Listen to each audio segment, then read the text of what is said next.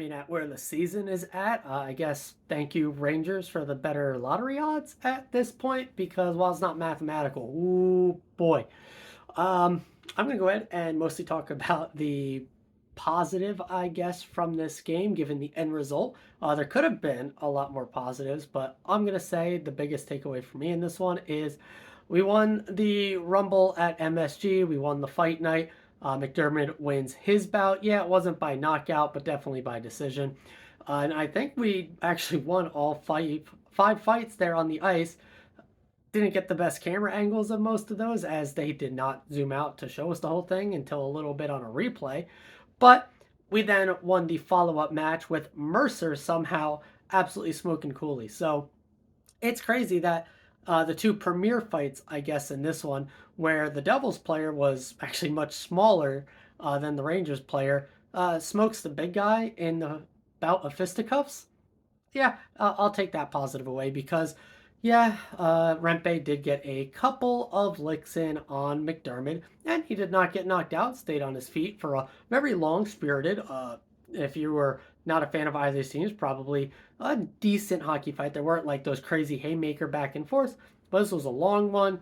Refs really let them play this one out. Neither guy was backing down at all, and huge respect for McDermott going up against the much bigger Rempe. And he wins the fight. He got the better of the Lixen. I mean, did you see Rempe's face? I mean, that dude is going to be blistered, battered, bruised, and swollen for any sort of camera over the next few days or more. Where McDermott, maybe has one little shiner at best. So McDermott was brought in to do one thing. He did the one thing. He kind of saw it coming. Wish we could hear all the audio from the Green Laviolette back and forth there. Tierney fought there. We had Marino fight.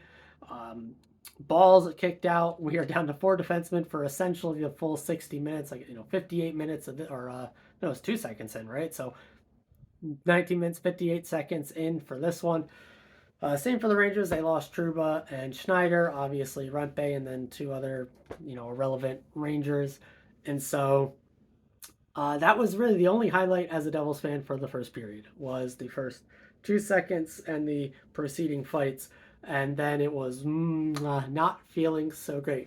Panarin, who is, just one of the best players in the league right now, doing just absolute magic on ice. I would almost akin it to Hall dragging us to the playoffs there in 17-18. And, yeah, there's no denying it. I mean, most of the Rangers are just not as good as most people think they are. But, hey, Panarin has been absolutely on fire, absolutely carrying the corpse there of Lafreniere. Yeah, he scores. But, again, it's basically completely off his line mates' back. Fox is pretty good. Shesterkin, I think, was very much exposed. If the Devils weren't mostly skating into the ground in this one, again, like defenseman, on the back-to-back, being down, what was it, four guys off of the back-to-back. Ice time, Luke was in the 30s. Jesus. And then they did have the second goal there as well. I'll talk about the first one.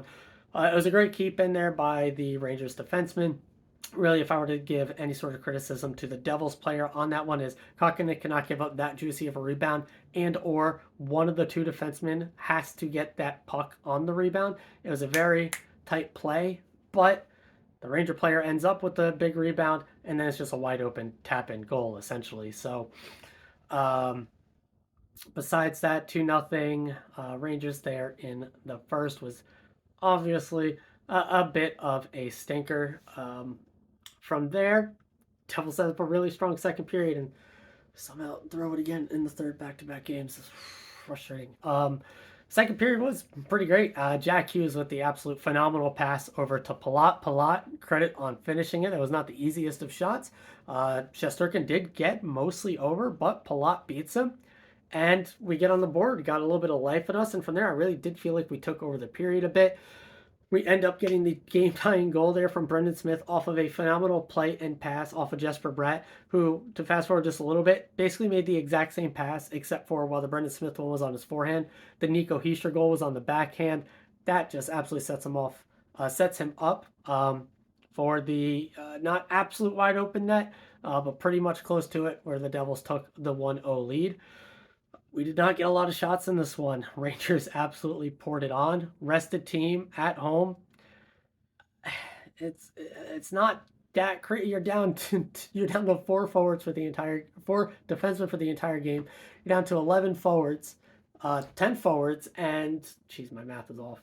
Um, you lose Mercer for almost the entire second period, no, first, whatever. You lost him for almost the entire period. I think it was for almost the entire first.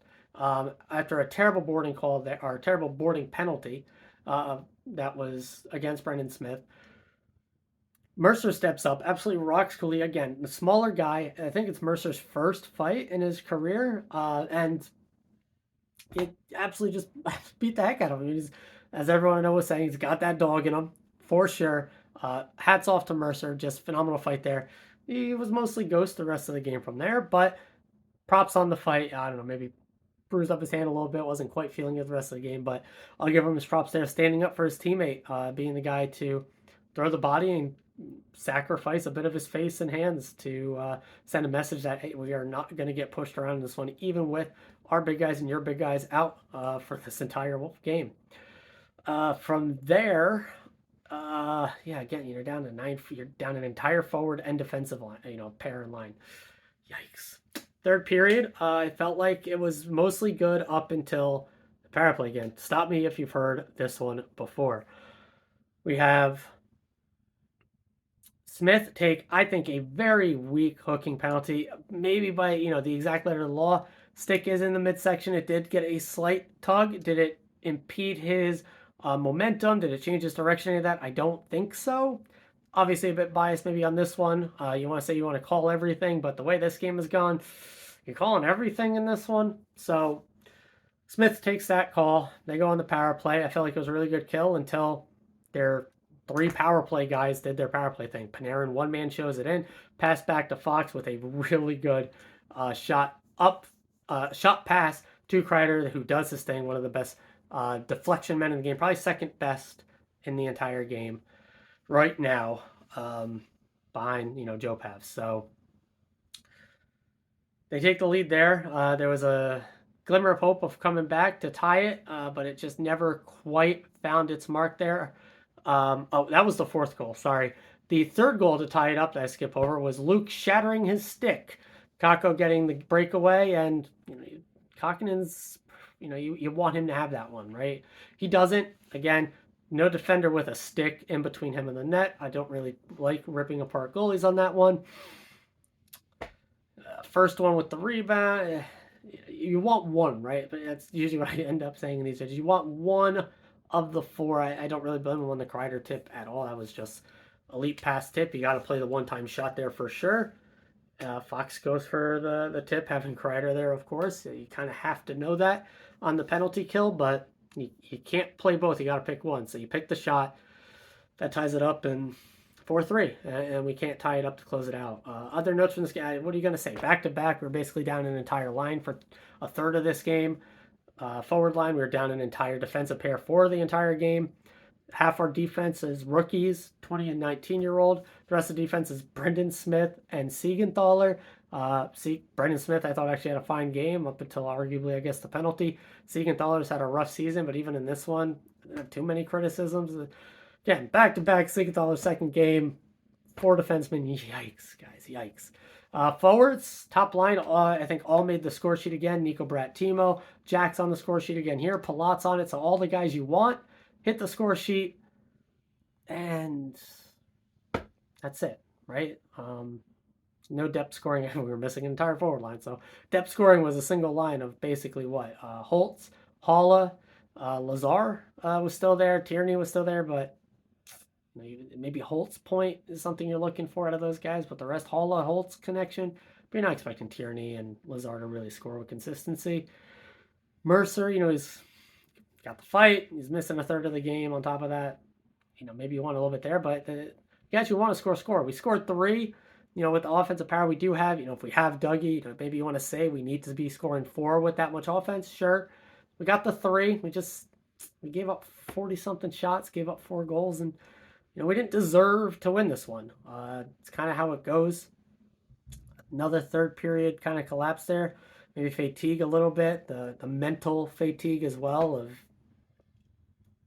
it slipped away. But That's really it. We got a couple days off, and then guess what? After 2 days off, it's another back-to-back game. So NHL scheduling for the Devils on this one. If it wasn't for those second halves of back-to-backs, we're probably in the playoffs anyway. But we had a chance here down the stretch with the way other teams were playing, and it just did not happen.